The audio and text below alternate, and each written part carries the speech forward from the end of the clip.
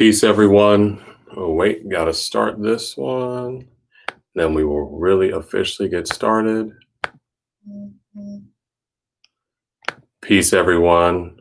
Welcome to episode 13 of Parlez with Sensei Shui. Today we are talking about feeding your soul. So, what does that mean? So, you probably know what it means to feed your body, what it means to eat some beans, some cornbread, beans, greens, tomatoes. But what does it mean when you want to feed your soul? Because likewise, let's get into what would a soul be? What does that even mean? What are you referring to? So just like you have a physical body, likewise, do you have an energy body? Just Google up energy body and you'll see it's this luminous that goes around the body. It's also called the Merkaba. With this, you have to ensure that you feed it, that you do something to build this. And yes, I seem like I'm repeating myself often, but I want to stress that when I'm saying you need to feed it, well, what is it that the soul, quote unquote, eats? Well, what the soul eats, it's also called prana, or it's called orgone energy. It's also called chi. It's called akasa. There's different words for the same exact phenomena. Just like your body is made of copper, it's made of carbon, it's made of magnesium, it's made of selenium, it's made of oxygen, it's made of nitrogen. Likewise, is your energy body comprised of different things. So how do we do this? For those who are just going in really quick in and out, how you feed your energy body, how you feed your soul is by doing exercises like Qigong or specific types of meditation. The biggest thing I want to stress about today is meditation is a word to describe several types of phenomena. Meditation is not a blanket statement. Meditation is just like saying exercise. Just like if someone says, hey, I want to lose some weight. Oh, you know what? You should exercise. Okay, what are you saying? Does that mean dance? Does that mean lift some weights? Does that mean do calisthenics? Does that mean swim? Does that mean bike? Does it mean go for a run? So I lift heavy weights? Should I lift soft weights? Should I do HIIT training? Likewise, for meditation, there's thousands of different types of meditations, depending on what intention and what goal do you want to achieve from your meditation. Yes, there's some times to meditate. Most of the time, what people hear of, if you're just going to sit there and blank out and focus on your breath, that's a great meditation that serves the purpose of calming your mind and your body. All right. That's what that meditation is great for. When it comes for feeding your soul, a meditation when you're only focused on the feeling of your breath and trying to blank out, that's not what that serves. That's would almost be the equivalent of running 12 miles a day and wondering why you're not bulking up. All right. That's almost the equivalent. All right. So if you want to build your energy body, first thing I'm going to start off is start to become conscious of the energy in the room. So I want you to do this right now. So if you have the ability to turn the lights off in your room, literally try this right now as I walk you through. If you're in the audio, go into the bathroom somewhere with some lights off. And then I want you to focus about 5 to 10 feet in front of you, or 2 to 4 meters in front of you for those on the metric system. Put your eyes in that segment and then turn the lights off. All right. When you turn the lights off, you'll start to see this really faint, like it looks like a fuzzy. Have you ever seen someone with like really bad, not really bad, but like say, quote unquote, low res definition on a video or a picture, and you can see all the graininess? You'll notice in the distance, as you focus, you'll see the slight graininess in the air. The slight graininess that you see, this is prana. This is what comprises and builds the universe. This is what I would even say is the presence of God. And when I say, what is God, right? What I say that is not a being that has 2 arms or 7 arms, 8 arms, and 2 limbs. No, it's this consciousness that creates the fabric of reality that you experience. That's how it says it knows everything, because it is everything. In Hinduism, this is also called Brahma, that concept, all right, of the energy that comprises of everything. So by seeing this and now you're conscious of it and to see it, I encourage you to practice this and get your awareness. The more you go in, the three colors I see is kind of like a TV screen. I see blue, red, and green.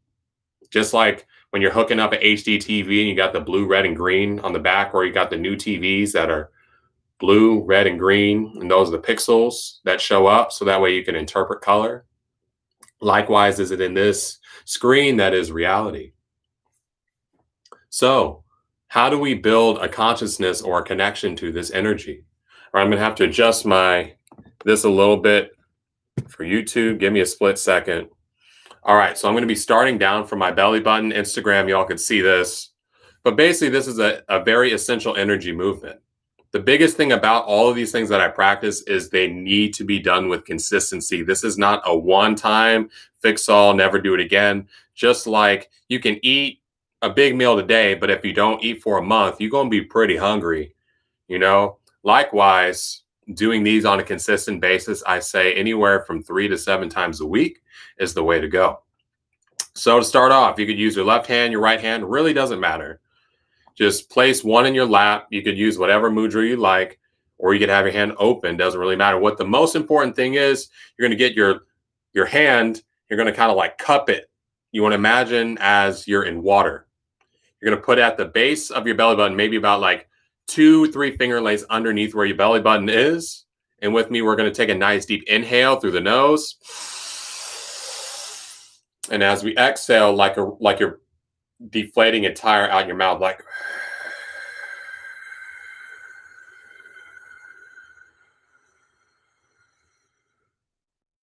And again, we inhale, we sweep up. And as we exhale, long and out. So when you do this, what you want to look for is close your eyes and feel like a trailing sensation that's behind the hand, not in front. So that's the key as you inhale and you come up.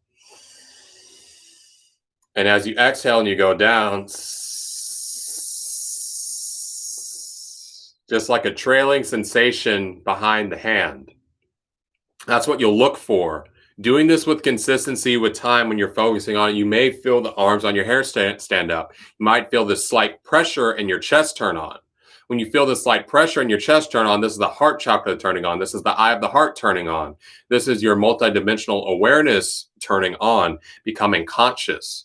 I like to say the heart is the seat of the soul in the way. Yes, they say the pineal gland, they say all these other things, but when it comes to interpreting other dimensional phenomena, and if you think of where you feel something first, it's from the heart. There's neurons in the heart. You could look this up. I talk about this in other episodes, but just Google it. If you're on YouTube, just look up, pull another tab. Are there neurons on the heart? ? Boom. You'll see tons of articles on it.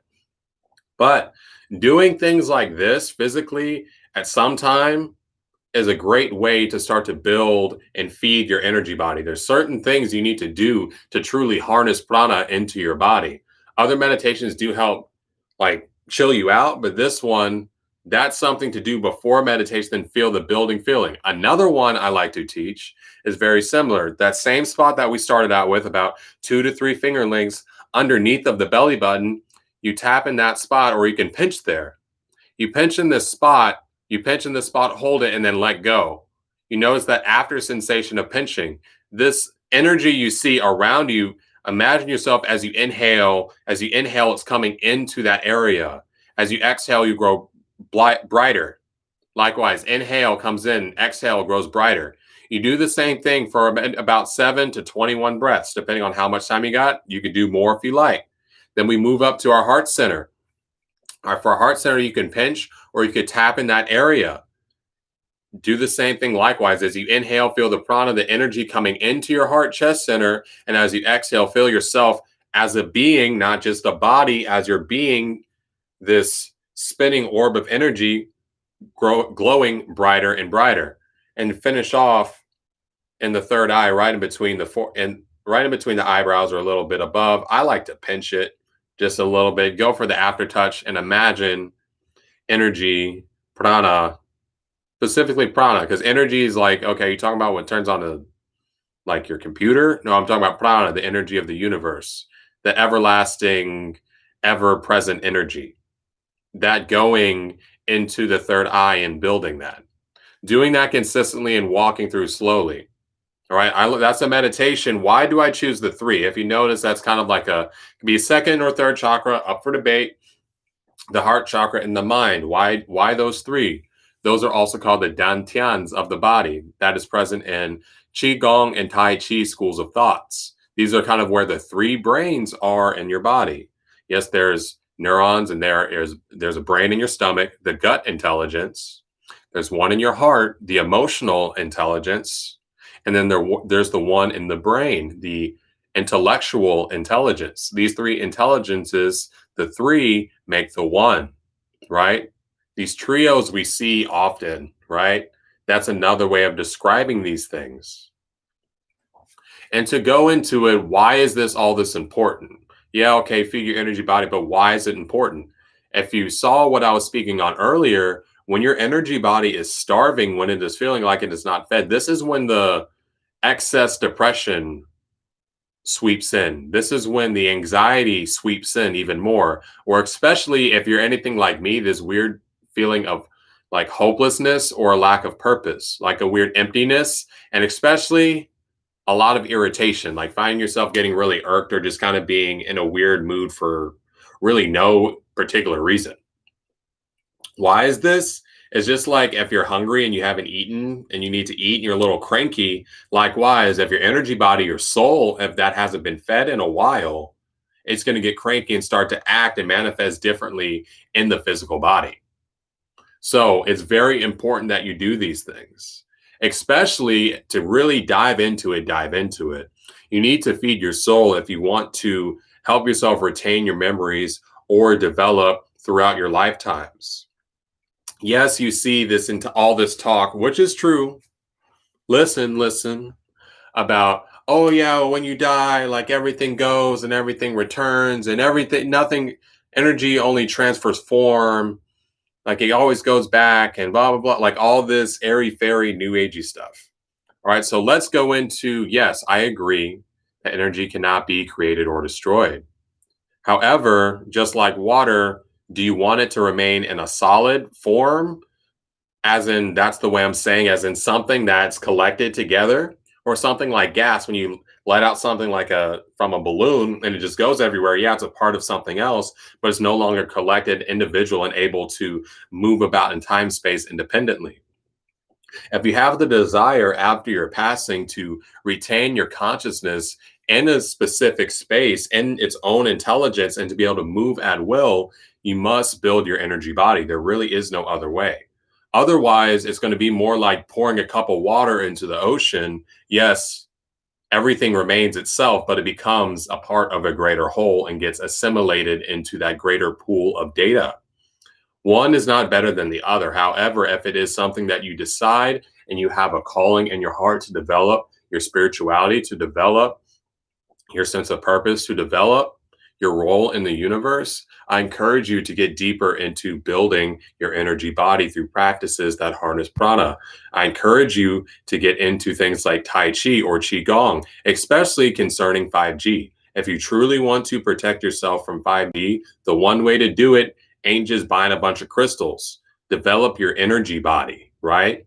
Develop your energy body, especially through Tai Chi. Look up empty force power. There's other people who literally can go into a state and have enough command of their energy body that humans cannot walk towards them. They would literally fall on the ground when they're about 3 to 4 meters away from them, sometimes even closer, strong enough, right? But why is this whole thing? It's not about the ability to have people go out, but the recognition that the energy body is strong enough or dense enough that excess vibration cannot get in to affect the physical body. What does 5G's effects have? What are the negative effects of 5G? All right. Google it up. Just Google it. The negative effects of 5G is it affects oxygen, basically homeostasis or oxygen absorption, which is something that is done by the physical body, right? So if you're able to have your energy body be strong enough, which is something that spans about 33 feet in every single direction, your Merkaba, not these little, not just the little bands that is the aura, but I'm saying that your energy body as a whole, able to make this more dense of prana, then 5G will not have a great of effect, if at all, on you. But just like everything, you got to make sure you do your pull-ups. You got to make sure you build the energy body to protect yourself from 5G, to keep from these other waves from entering into your field by making this stronger and things like that. That's what Tai Chi is for, right? That's what Tai Chi is for. That's what Qigong is for. These practices where you're deliberately working and building your energy body, deliberately building your consciousness and connection to the energy within and without of you. Because when you're doing all these different things, if you like Avatar the Last Airbender at all, like me, water bending is Tai Chi, right? Like look up the water bending scrolls or you see what they're doing. Like straight up, that's Tai Chi. I encourage you to do it, especially if you want to start to excel and build yourself on this journey.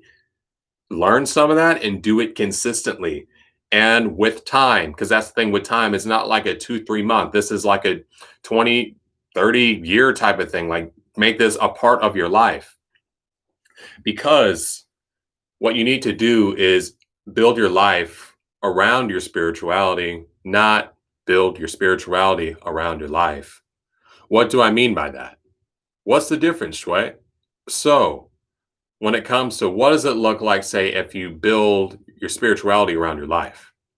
Building your spirituality around your life is like, oh, I'll go to work and I need to feed this. Oh, I got to pay the bills. I got to do this. Oh, you know what? I might go to yoga class. Oh, no, wait, like it's busy because the kids are at home. Oh, I got to do homework. I'm going to get some meditation in and, oh, well, you know what? I'll do it tomorrow. Oh, oh yeah, I'm learning a little, wait for work. Oh man, like that they got that new episode of Naruto that came on. Oh, they got the new episode of like, oh, my new show's on. I gotta watch this. Oh, I gotta save some money.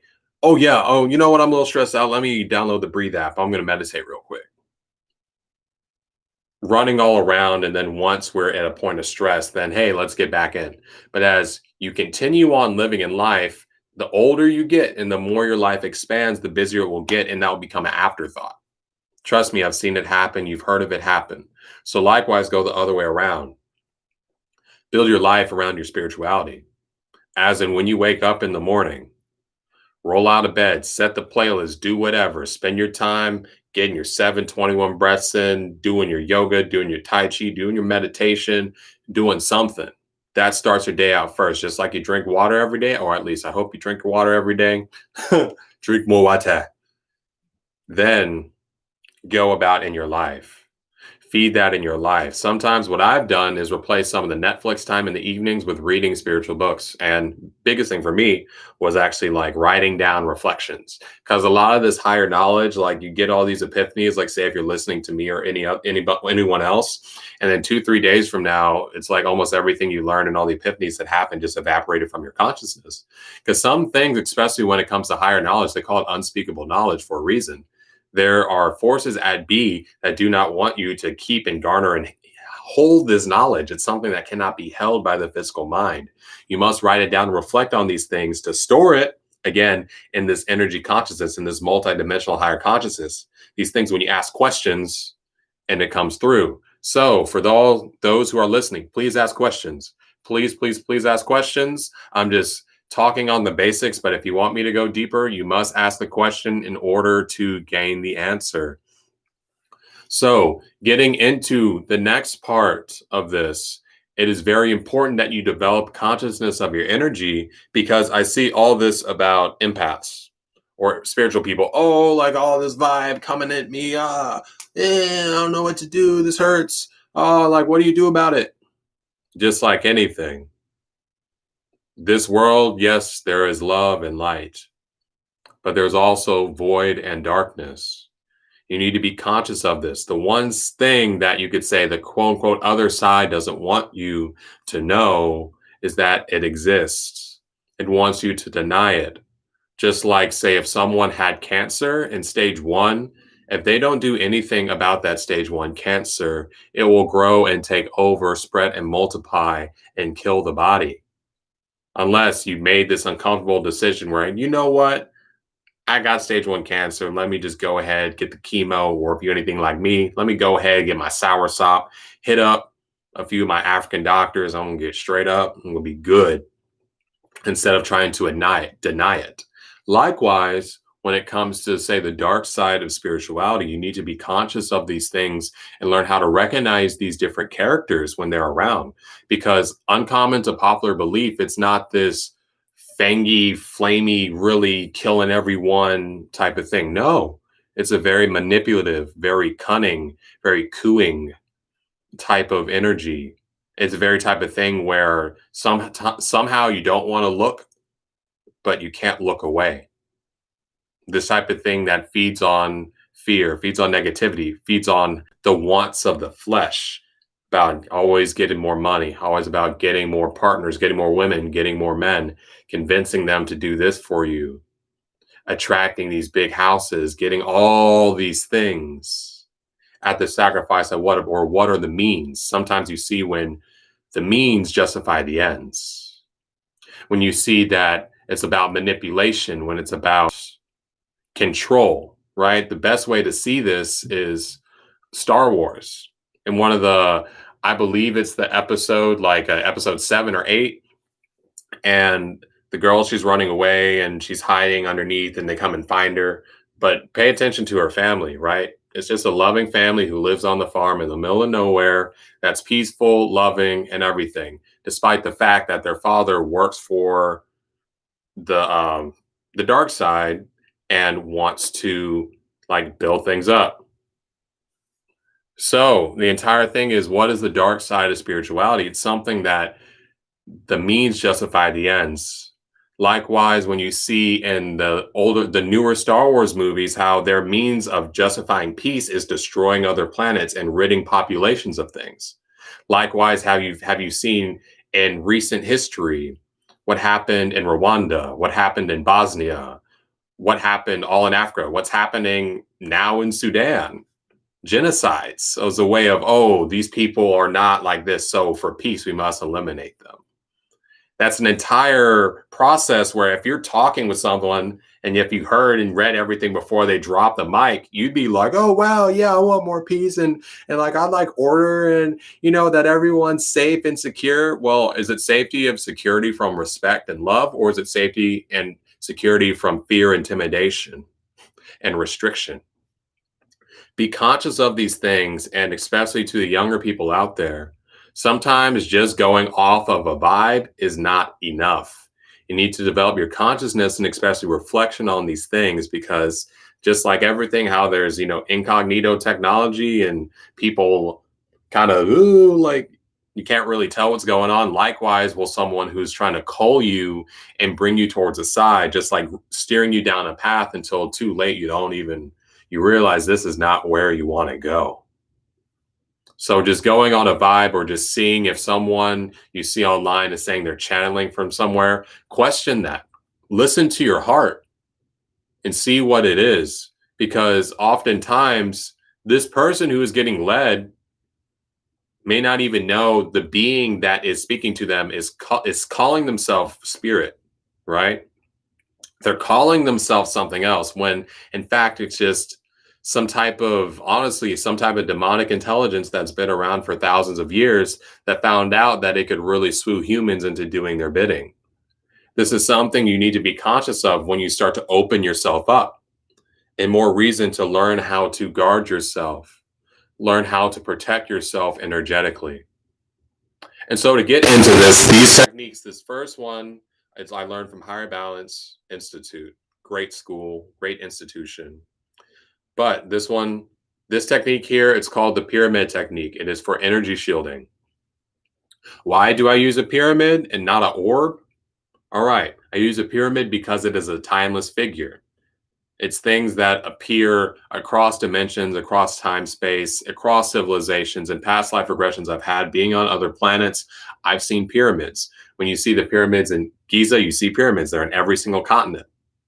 Even the structure of the human light body is 2 tetrahedrons.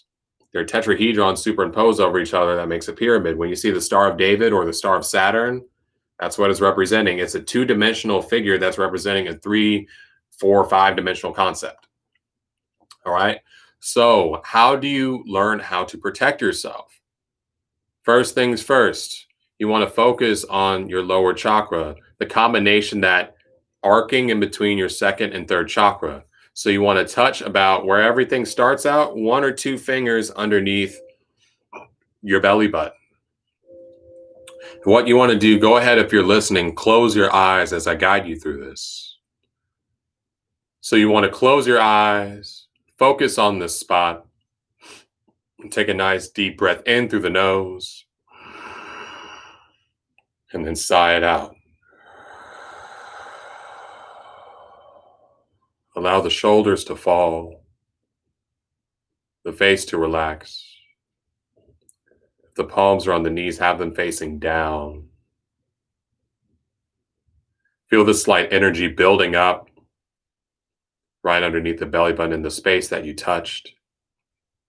And imagine the crown chakra, a thin white golden light shining through, thinner than a hair. Imagine this illuminating and spinning like a seashell, spinning and radiating out like a pine cone, just about as wide as a pencil. As it continues to spin and spread, set your intention for the energies that you want to guard yourself from. As it continues to spin and expand, now about the size of your head, as it is glowing brighter and brighter and brighter, it expands and makes itself shoulder width. It starts to close in at the top and spin out and fan like a tree, expanding and expanding 2-3 hand lengths outside of your knees, over the head, going deep down into the ground. Now as you inhale and exhale, imagine this pyramid glowing, golden. Anything that comes to you falls off the walls of these pyramids. Give yourself a nice gentle smile and send out love, because know that those who do not like or hate, the best way to combat is through love.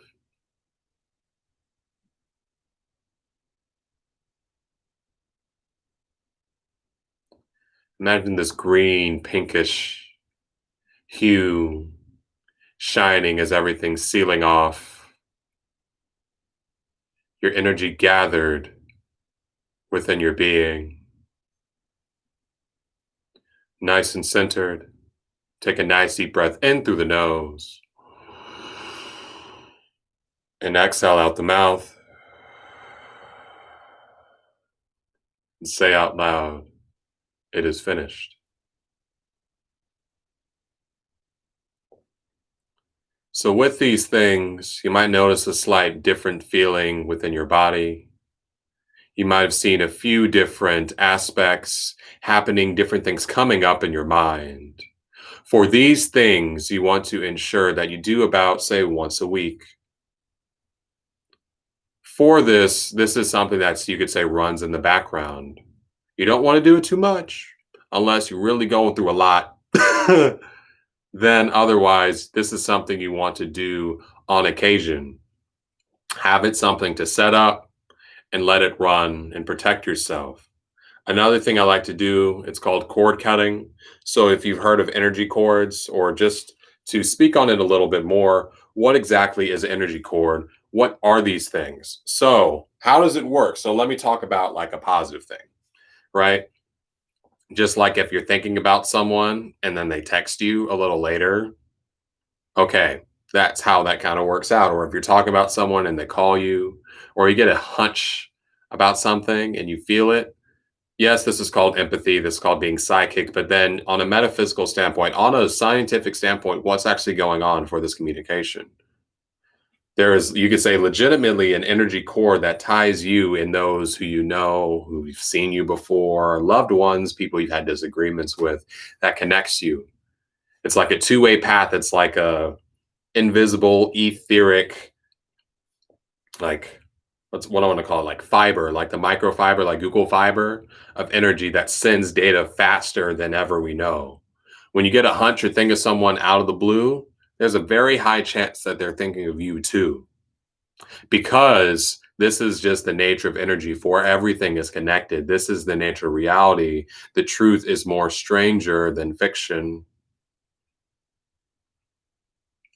So, for these things, when it comes to energy cutting, you do the same thing. Imagine a sword that is coming out of the spot about 2 inches, 2 fingers below your belly button. Imagine it coming out. And then when you close your eyes, what I like to do is take a nice big deep breath through my chest.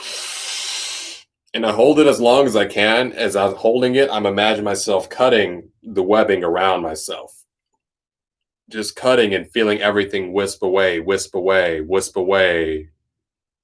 I put my hands back in the center. I hold this mudra in my lap. I feel the burning I feel in my lungs. I imagine everything burning off of my energy, burning off of my pyramid, burning off of my Merkaba. Then let it out. Breathe the fresh in. And then go about whatever meditation suits you best. Preferably my order, cord cutting, doing the pyramid, and then doing the meditation, that 3 meditation, or that's the foundation meditation, moving in that order. So reverse of what I taught throughout this podcast. That's the way to go, the best way to do it, in my opinion, when it comes for the purpose of building your energy body and building your connection to your dimensional consciousness. Because for a lot of things on the spiritual journey, and what I see is a lot of things that is just feeding what I call the armchair philosopher, or just feeding the studier, right? The person who knows and says all these things and can claim and say all these words and knows all these stories and can explain 3, 4, 5D for them. But like, what are they actually doing though? Like for their own spiritual journey, what are they doing in terms of reflection? What are you doing in terms of studying to understand these things? What are you doing in terms of applying the things that you have learned into your life actively? It's really easy to look and watch and think, but it's another thing to actually do.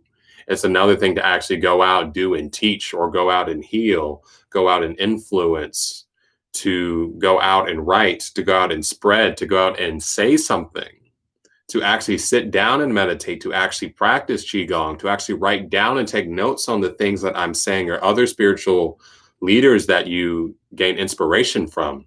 Reflect on these so then one day you too teach. Because what is the purpose of all this? The purpose of this is to pollinate the world with higher consciousness, to help raise the vibration and the awareness of this planet. And through that, through the seeds that I have planted, I wish a seed grows within you, for you to then go and plant and pollinate seeds and spread this is what I call the good news of awakening, of enlightenment, that everything that most look for without form, is within your heart. And it is simply spending the time and the effort to build this connection and placing it as a priority in your life that will have you truly make the journey and find your way back home. So, with that, I will close. So the meditation I recommend doing for the music that will follow, for those listening to the repeat, is the 3 meditations. So just to remind you, when the music shifts and you hear me talking, start on your lowest center right underneath your belly button. When you hear that second shift, move to your heart center. For the third shift, move up to your mind. And then let me know what's inside, what comes up. Always feel free to ask questions. And for those of y'all who are listening to the replay, I will also start going live on TikTok once I reach 10,000 followers. I'm about 200 away. Why is my reason? Because that's when I feel like the audience will be at a point to truly respond and answer questions. I'm not one for followers. I'm more one to get people who will become leaders themselves. So with that, I wish you peace. The meditation will be right after this. Have a nice day, and namaste.